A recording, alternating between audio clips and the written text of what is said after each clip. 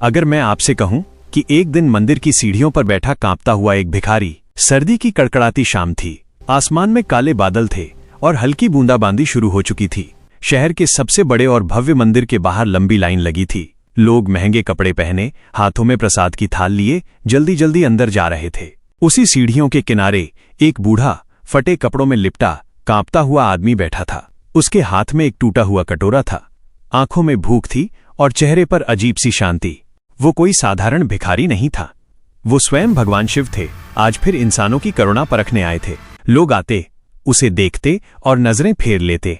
किसी ने कहा, मंदिर के बाहर बैठकर भीख मांगते शर्म नहीं आती। किसी ने प्रसाद का एक टुकड़ा भी न दिया। उसी भीड़ में एक अमीर व्यापारी भी था। बड़ी सी कार से उतरा, सोने की चेन, चमकदार जूते। उसने जेब से 100 रुपए निकाले, पर तभी भिखारी की कांपती आवाज सुनाई दी, बेटा, 2 दिन से कुछ नहीं खाया। व्यापारी ठिठका, फिर बोला, काम क्यों नहीं करता? मुफ्तखोरी की आदत है तुम लोगों को। और अंदर चला गया।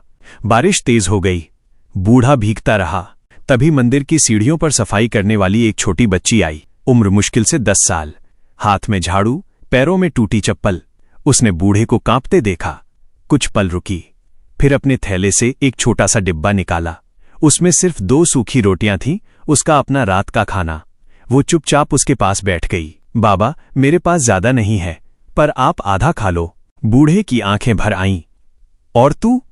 उसने पूछा। लड़की मुस्कुराई, मैं पानी पी लूंगी, आदत है। उसने अपने हाथों से रोटी तोड़कर बूढ़े को खिलाई।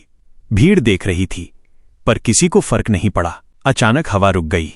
घंटी अपने आप बजने लगी। आसमान में बिजली सी चमकी, पर आवाज नहीं हुई। बूढ़ा खड़ा हुआ। उसके फटे कपड़े प्रकाश में बदल गए। जटाएं लहराईं, गले में सर्प सुशोभित हो गया। तीसरा नेत्र चमक उठा। वो स्वयं महादेव के दिव्य रूप में प्रकट हो गए। भीड़ सन्न रह गई। व्यापारी के हाथ से प्रसाद गिर गया। छोटी बच्ची डरकर पीछे हटने लगी, पर महादेव ने उसके सिर पर हाथ रखा। वत्से, तूने अपना सब कुछ देकर भी कमी महसूस नहीं की। आज से तेरे जीवन में कभी अभाव नहीं होगा। उसी क्षण मंदिर का महंत दौड़ता हुआ आया। उसके हाथ में एक पत्र था। बेटी, अभी अभी एक दानी व्यक्ति ने तेरी पढ़ाई और घर के लिए सहायता भेजी है। व्यापारी रो पड़ा।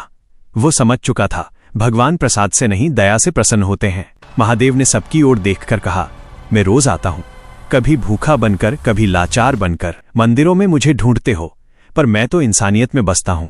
इतना कहकर वे प्रकाश में विलीन हो गई। बारिश थम चुकी थी। मंदिर की सीढ़ियां चमक रही थीं। और उस दिन पहली बार, अगली बार जब कोई जरूरतमंद आपके सामने होगा, क्या आप पहचान पाएंगे कि वो कौन है? ये कहानी मानवता और करुणा का बहुत सुंदर संदेश देती है।